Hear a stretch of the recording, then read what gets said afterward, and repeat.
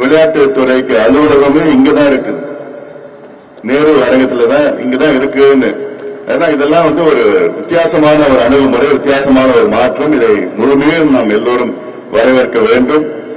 காரணம், காலையில 6 மணிக்கு ஒரு ஸ்போர்ட்ஸ் மினிஸ்டர் இங்க ஸ்டேடியத்தில் ஓடுறாருன்னா அது ஒரு மிகப்பெரிய ஒரு எடுத்துக்காட்டாக தான் நம்ம பார்க்கிறோம்.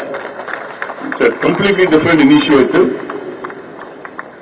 இதுக்கு முன்பு எத்தனையோ ஸ்போர்ட்ஸ் மினிஸ்டர் தமிழ்நாடு பார்த்திருக்கிறது. ஆனால் ஒரு யூனிக், ஒரு வித்தியாசமான ஒரு ஸ்போர்ட்ஸ் மினிஸ்டர் நம்ம பார்த்துட்டு இருக்கிறோம். All the very best and keep going. ஏன்னா ஸ்போர்ட்ஸுக்கும் எனக்கும் ரொம்ப ரொம்ப சம்பந்தம். It's very very close to me, close to my heart. I been a sports person all my life. சின்ன வயசுல இருந்து I been an athlete. I've been in the football team, cricket இல்ல, football, hockey, basketball, volleyball, athletics, aquatics, and state level we've been to all the tournaments. We have been lots of winners. And badminton, of course, 25 years. It's been some of my passion to promote badminton in every way. இன்னைக்கு தமிழ்நாட்டில் badminton மிகப்பெரிய அளவில் வளர்ச்சி அடைந்திருக்கிறது. இந்தியாவில் fastest growing game after cricket is badminton, fastest growing game. ஏன்னா இதுல 3 வயசு குழந்தையும் விளையாடலாம், 90 வயசு முதியவரும் விளையாடலாம், அந்த கேம் விளையாடலாம். அண்ட் எங்க வேணா விளையாடலாம். இப்போ நிறைய ஃபெசிலிட்டிஸ் வந்திருக்கு. அண்ட் நிறைய பேர் ஏன்னா இப்போ health is more important than everything else. Like healthy living and healthy life style. ஒரு 2 வாரத்துக்கு முன்பு பார்த்தோம், நம்ம முதலமைச்சர் மாண்புமிகு திரு விஜய் அவர்கள் ஒரு மேரத்தான் ஓடிட்டு இருந்தார். So these are all, you have to set an example to live a healthy lifestyle. ஏன்னா இப்போ 18, 19 வயசுல எல்லாம் உடல் பருமன் காரணத்தினால நிறைய ஹெல்த் இஷ்யூஸ்லாம் வருது, ஹார்ட் அட்டாக்லாம் நாங்க பார்த்திருக்கோம். as a doctor I can see that 18-year-old just like that ஒரு work அவுட்ல they just collapse, heart attack. 18-year-old, இதெல்லாம் unheard of. So we have to have a healthy lifestyle, healthy society. ஏன்னா இளைஞர்கள் எல்லாம் நாளைக்கு பிற்காலத்தில் இன்னைக்கு நீங்க விளையாட்டு நல்லா பண்ணீங்கன்னா both mind and body will be good. And plus நம்முடைய விளையாட்டுத்துறை அமைச்சர் அவர்கள் தொடர்ந்து சொல்வது, இப்ப இருக்கிற அந்த போதைப் பொருட்கள், இந்த தீய பழக்கங்கள், இதுல விளையாட்டுல நீங்க முக்கியத்துவம் கொடுத்தீங்கன்னா அதுல யாரும் போக மாட்டாங்க. சோ அந்த வகையில இந்த விளையாட்டுக்கு இன்னும் முக்கியத்துவம் கொடுக்கணும். கடந்த காலத்துல யாரோ பார்த்தோம், ஏதோ வருவாங்க போனாங்க விளையாட்டுன்னு பண்ணுவாங்க.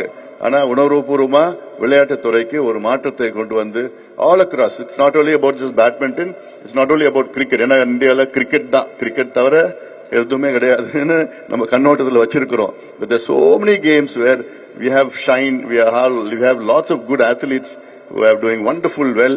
In fact, coming back to badminton, நான் தமிழ்நாடு இறகுப்பந்து கழக தலைவராக ஆன பிறகு முதல் முறையாக 100 வீரர்கள் வீராங்கனைகள், தமிழ்நாட்டை சார்ந்த 100 வீரர்கள் வீராங்கனைகள் இந்த 4-5 ஆண்டுகளில் இன்டர்நேஷனல் மெடல்ஸ் வாங்கியிருக்கிறாங்க.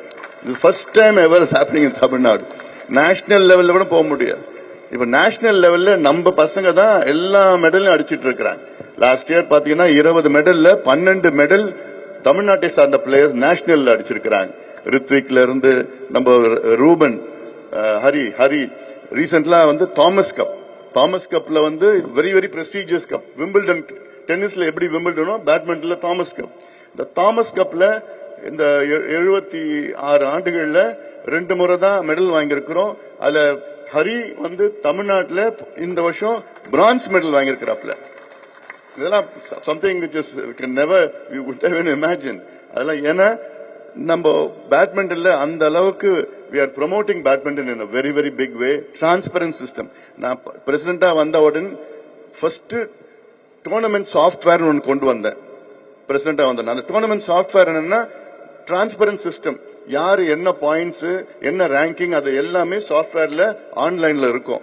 நான் வரதுக்கு முன்பு கோச்சுக்கு வேண்டிய 2 பேர் உள்ள விடுவாங்க, பிரசிடென்ட்டுக்கு வேண்டிய 2 பேர் உள்ள விடுவாங்க, அவங்களுக்கு வேண்டிய 2 பேர் உள்ள விடுவாங்க. அதெல்லாம் அப்போ அந்த டேலண்ட் இருக்காது. So இது ஃபர்ஸ்ட் கிளீன் அப் சிஸ்டம் இது. அதனால இப்போ we could get so many first fantastic players. Shankar Muthuswamy, last year Shankar Muthuswamy was the world junior number 1. So we are all producing wonderful players. அதனால எங்களுக்கு அமைச்சரை கூட்டிட்டு வந்தா ஒரு கோரிக்கை இல்லாம நாங்க அமைச்சரை விட மாட்டோம். நான் எங்களுடைய கோரிக்கை தமிழ்நாடு பேட்மிண்டன் அசோசியேஷன்ல எங்களுக்கு ஒரு அகாடமி வேணும். இப்போ ஹைதராபாத்ல வந்து கோபிச்சந்த் அகாடமி இருக்கு, பெங்களூர்ல வந்து நம்மளுடைய பிரகாஷ் பதுகோன் அகாடமி இருக்கு, அசாம்ல வந்து ஹிமந்த பிஸ்வ சர்மா அவர் தான் பிரசிடென்ட், அவர் அசாம் சீஃப் மினிஸ்டர். அங்க வந்து ஒரு மிகப்பெரிய ஒரு அகாடமி புதுசா பண்ணிருக்கிறாங்க, நிறைய பிளேயர்ஸ் அங்க போறாங்க இருக்கிறாங்க. அந்த லெவல்ல எங்களுக்கு சென்னையில ஒரு அகாடமி எங்களுக்கு வேணும். சென்னை பக்கத்துல எங்களுக்கு ஒரு 5 ஏக்கர் 10 ஏக்கர் எங்க ஒதுக்கீடு செஞ்சு அது லீஸ் கொடுத்து எங்களுக்கு இது மாதிரி, ஏன்னா இந்த ஆக்சுவலி இந்த ஸ்டேடியம்லாம் மல்டி பர்பஸ், இது ஒன்னுத்துக்கும். நான் வெளிநாட்டுல போனேன்னா எனக்கெல்லாம் பொறாமையா இருக்கும், சில சமயம் கோபமா இருக்கும். என்னடா அது சாதாரண நாடு, அதுல பார்த்தா தனி பேட்மிண்டன் அவ்வளவு பெரிய ஃபெசிலிட்டி, டென்னிஸ்க்கு பெரிய ஃபெசிலிட்டி, அத்லெட்டிக்ஸ் ஒன்னு, அக்வாட்டிக்ஸ் ஒன்னு, தனியா இருக்கும். நம்ம வீட்டுல இல்ல, ஒன்னுக்கு அவ்வளவு கோபமா இருக்கும். அதுக்கெல்லாம் நிச்சயமாக we have a very dynamic sports minister. நிச்சயமா இதெல்லாம் அவர் எடுத்து பண்ணுவாரு. நாளைக்கு வந்து ஃபண்ட்ஸ் எல்லாம் இல்ல அர்ஜுன், ஃபண்ட்ஸ் எல்லாம் இல்லைன்னு சொல்லக்கூடாது. ஃபண்ட்ஸ் எப்படியாவது கொண்டு வந்துடணும். ஏன்னா அவர் மேக்நாத் ரெட்டி வந்து அவரும் ஒரு அத்லீட் தான். ஏன்னா அவருக்கு ஃபண்ட்ஸ் இருந்ததுன்னா என்ன வேணா பண்ணிடுவார். இதுக்கு முன்னாடி அவருக்கு ஃபண்ட்ஸ் கிடைக்கல, அதான் பிரச்சனை.